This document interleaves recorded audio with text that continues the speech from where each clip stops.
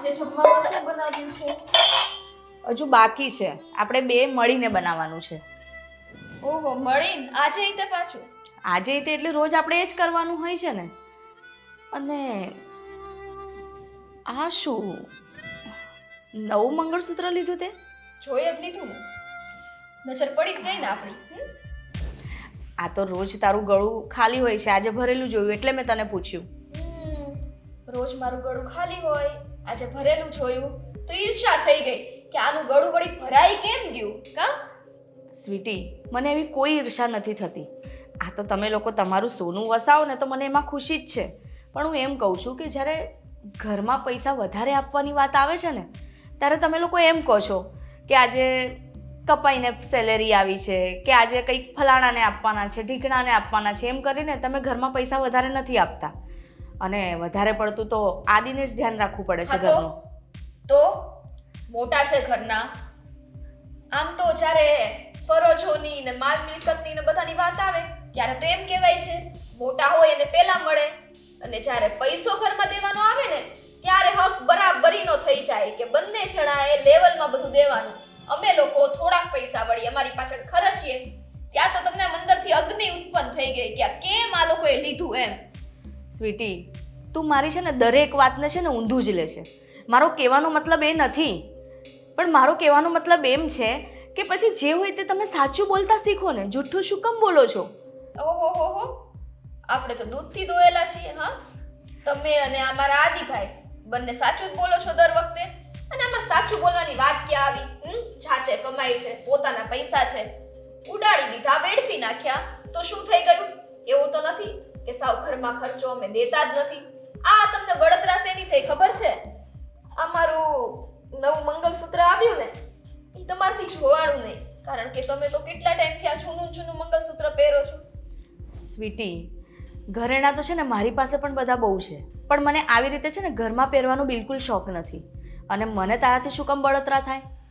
તું મારી દેરાણી છે તો મને શું કામ બળતરા થઈ તારાથી? આપણને શોખ નથી, બીજા પહેરે એટલે બીજાના શોખે મારી નાખવાના. હું એવું નથી કહેતી, મેં ખાલી તને પૂછ્યું તો તું આટલું વાતનું વતેસર શું કામ કરે છે? કારણ કે તમારી વાત જ એવી હોય છે, નાખી દીધા છે એવી. આ કામ કરવાની વાત આવી ઈ નો દેખાડું, સીધી નજર મારા મંગળસૂત્ર ઉપર જ ગઈ. તમારું છે ને ભાભી કાંઈ થવાનું નથી. સ્વીટી, તું છે ને પહેલાં તો બોલવાનું ભાન રાખ. હું તારાથી મોટી છું તો મોટા સાથે કેવી રીતે વાત કરવાની હોય, કેવી રીતે વર્તન કરવાનું એ તો તને આવડતું નથી. જો તમારું ભાષણ સાંભળી છે ને હવે તો બગાસાય આવવા મળ્યા છે. આ જમવાનું બનાવવું છે તો મદદ કરું, બાકી હું તો હુઈ જ જઈશ. તમારું લેક્ચર સાંભળવા હું નવરી નથી. હો ને? જો તું મને મદદ કર કે ના કર, પણ મારી તો ફરજમાં આવશે જ ને. મોટી છું તો જમવાનું હું બનાવી દઈશ. હા તો બસ આજ પછી છે ને કોઈ દિવસ મને જમવાનું બનાવવાનું કહેતા નહીં. અને મારી બધી નવી નવી વસ્તુ છે ને એમાં પોતાની નજર ના નાખો, ખોવાઈ જશે. ખબર નહીં આ સ્વીટીને ક્યારે સમજણ આવશે. એ વસ્તુ લે એનો મને કોઈ જ વાંધો નથી, પણ એ મમ્મી પપ્પા આગળ એવું કેમ રિએક્ટ કરે છે કે એમની પાસે પૈસા જ નથી? મને તો એની કોઈ વાતનું દુઃખ નથી લાગતું, પણ આ મમ્મી જોશે ને તો મમ્મીથી સહન નહીં થાય, એટલે મેં એને કીધું. હા, સમજી જાય તો સારું છે.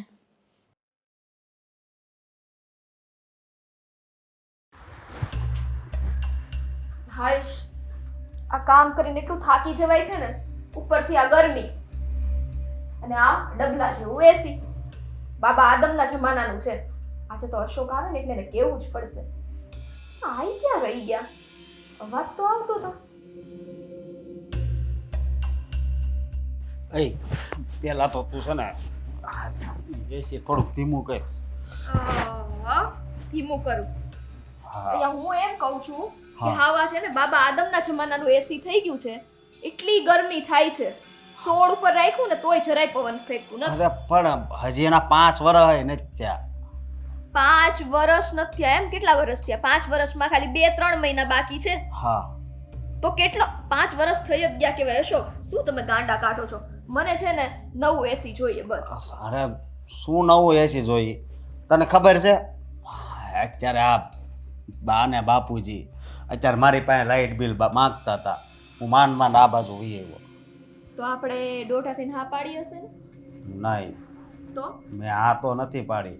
પણ એની વાત આમ હાસી ને સાચી ક્યાંથી હોય આને આને આને મગજમાં કા વાગે ને હે મગજમાં કાંઈ ઉતરતું જ નથી.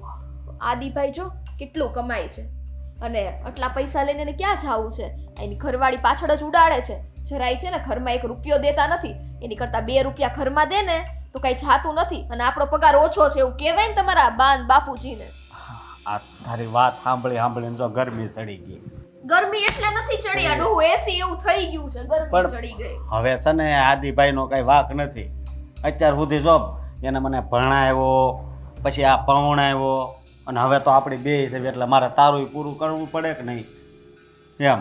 તો જતી રહો નો પોહાતું હોય તો બેય છીએ બેય હું છીએ. પણ જવાનું ક્યાં કહું છું, ખાલી સમજવાનું કહું છું.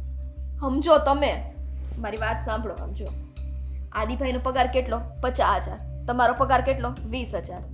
20-25 હજાર 23,000 છે એટલે 20-25 હજાર. હા તો બસ એમાંથી ઘરમાં દેવાના પૈસા લાઇટ બિલ ના કાઢવાના બધા જો ખર્ચા આપણે જ કરીએ તો આ 50,000 પગારમાંથી 1 રૂપિયો વપરાવાનો નથી. એટલી બુદ્ધિ હાલે છે? એ વાત તો આ છે પણ તો શું કરવું બોલ. હું કરવું નહીં. આ તમારા બાપ બાપુજી ગમે ત્યારે કહે ને કે આટલા પૈસા દેવાના છે એટલે મોઢે ચોપડી જ દેવાનું કે આદિભાઈનો પગાર આટલો છે અને મારો પગાર તો એનાથી અડધોય નથી એમ જ કહેવાનું. એ તો હું દર વખતે કહું છું. હા તો દર વખતે માને છે ને કે દર વખતે ક્યાં તમારા ખીચામાંથી કાઢીને લઈ લીધા. અને બીજી વાત ઈ કે તમારો પગાર ઓછો છે તો આપણે ઇન્વેસ્ટ મતલબ કે આપણે છે ને પૈસા બચાવવા જોઈએ. આગળ ભવિષ્યમાં છે તો આપણને જ કામ આવે. આ લોકોનો હું ભરોસો કાલ હવારે આ બધું હડપાવી લે તો આપણે શું કરવાનું? હા તારી વાત આમ તો હાચી હો. આ બુદ્ધિ છે ને તમને ઓછી તો છે. ના ના તું મળે ને પછી થોડી આવવા મળે. એ શું કામ આવી ખબર છે? મારા કારણે. કારણ કે મારો આ મગજ ચાલે છે ને એટલે જ આપણે બંને આ ઘરમાં સુખીથી રહીએ છીએ. અને હવે 100 વાતની એક વાત, ગરમી થવા માંડી ને એસી બદલાવજો બરાબર છે? અરે એમ ગરમી નથી થતી, તારી વાત સાંભળીને ગરમી થાય છે. જે હોય તમે બાકી- જાઓ ને અને એસી નું જોઈ આવો. જાઓ પહેલા તો ટેમ્પરેચર કેમ આવું રહે છે? ટેમ્પરેચર રેડી છે આ ઘરનું ટેમ્પરેચર શું કહેવાય ને ટેમ્પરેચર જ એ બગડવાનું છે એવું લાગે. હા ઈ બગડે જ ને. જાઓ ત્યાં તમારા મા બાપ તમારા ભાઈ ભાભી આવા નવા રહ્યા ને તો હું જ ટેમ્પરેચર હલાવી દઈશ.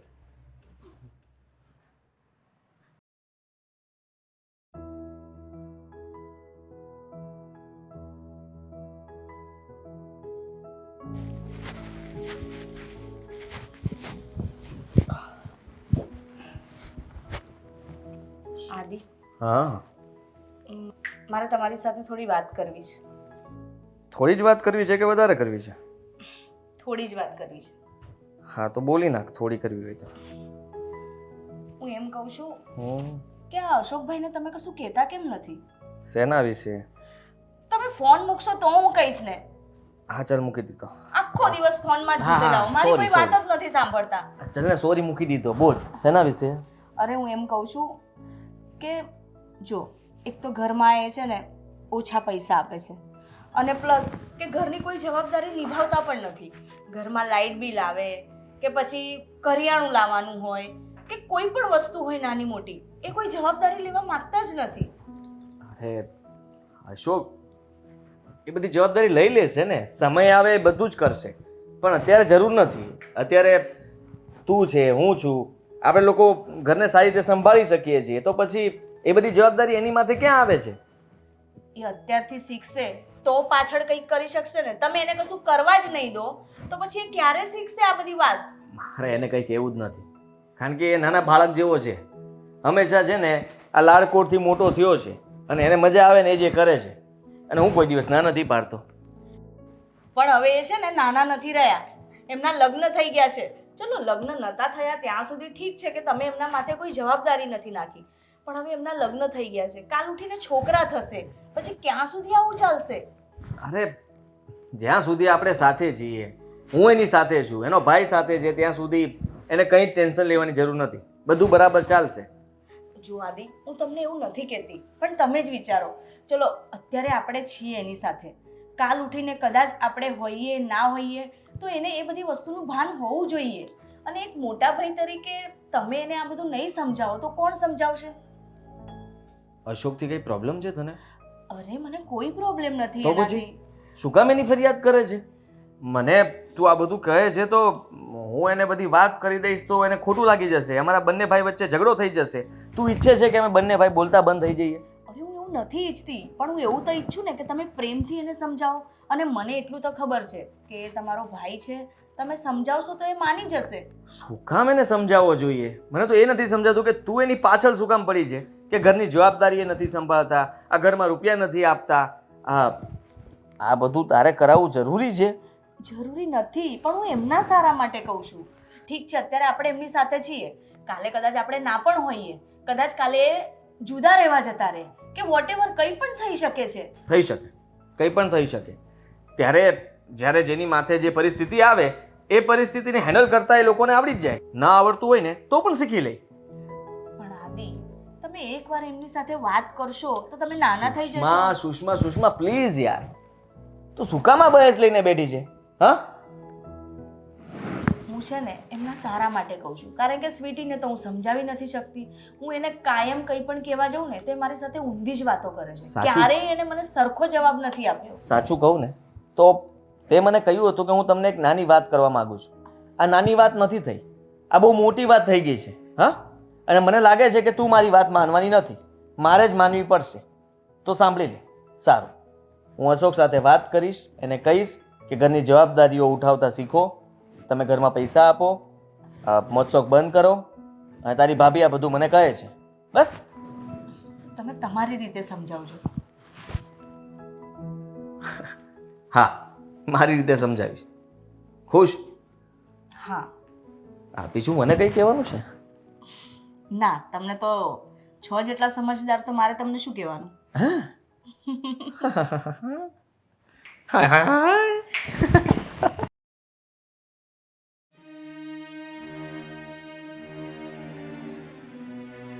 અશોક, હા,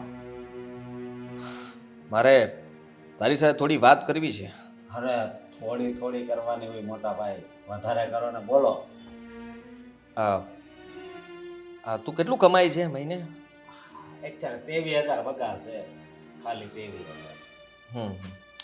એમાંથી બધા વપરાઈ જાય છે કે ઘટે છે? એમ તો બહુ ઘટે છે, પણ તમે આવું કેમ પૂછો છો? હા, તમે મને પૈસા આપવાના છો? ના, પૈસા તો હું તને નથી આપવાનો. હવે મોટા ભાઈ તો પૂછીને શું ફાયદો? હવે પૂછ્યું એટલા માટે કે આ ઘરની જવાબદારીઓ તારે પણ હવે નિભાવવી જોઈએ ને પહેલાં. આ જો, અત્યાર સુધી બધું ઘરનું ધ્યાન હું રાખતો હતો, તારી ભાભી રાખે છે. હા, તો હવે તું પણ કમાય છે, તારા પણ લગ્ન થઈ ગયા છે, અને ધીમે ધીમે ઘરના અમુક બિલો તું ભરવા લાગ. ઘરમાં કઈ વસ્તુ ખૂટતી કરાવતી હોય તો તું લઈ આવે. આ હારવાર બા બાપુજી ના હારવાર તમે થઈ ગયા ને? કેમ? હા, ઈ જો. મને આવી રીતે જ વાત કરે કે હવે જવાબદારી લઈ લે, પણ મને જવાબદારી મળે, હું એ બહુ ગોતી રોડ ઉપર, પણ ક્યાંય જવાબદારી મળતી જ નથી. હવે ઊંધી વાતો ના કર. હું તને સિરિયસલી વાત કરું છું કે અત્યાર સુધી તને અમે સાચવ્યો, તારું ધ્યાન રાખ્યું, મોટા ભાઈ તરીકે મેં બધી જ ફરજ નિભાવી છે, તો નાના તરીકે તને એમ નથી થતું કે મોટા ભાઈને થોડોક ટેકો આપું? આ ટેકો આપું જ છું, નથી આપતો. શાનો? 6-7 હજાર રૂપિયા જે વધે મારી પાસે, અહીંયા ઘરે આપી જ દઉં છું, પણ વધારે હવે મારથી કઈ નથી દેવાય. અશોક, હા હા, અરે હા, મેં તમને વોટ્સએપમાં એક લિસ્ટ મોકલ્યું છે વસ્તુઓનું, જરાક જોઈ લ્યો ને. એ બધી વસ્તુ લેતા આવજો. હવે એમાં થોડું કહેવાનું હોય. સ્વીટી,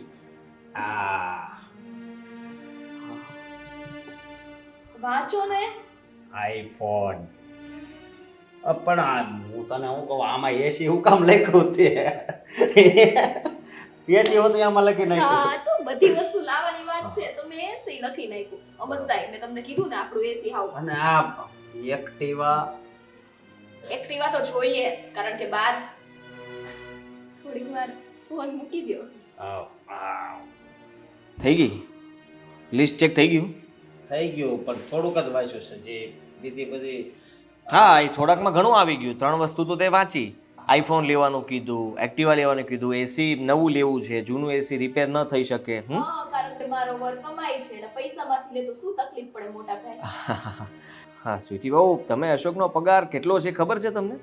તમે આ ખોટી ડિમાન્ડ અને માંગ ઊભી કરો છો. આવું કરવાથી એ તો બહારથી ઉછીના પૈસા લઈને આ બધું તમારું પૂરું કરશે.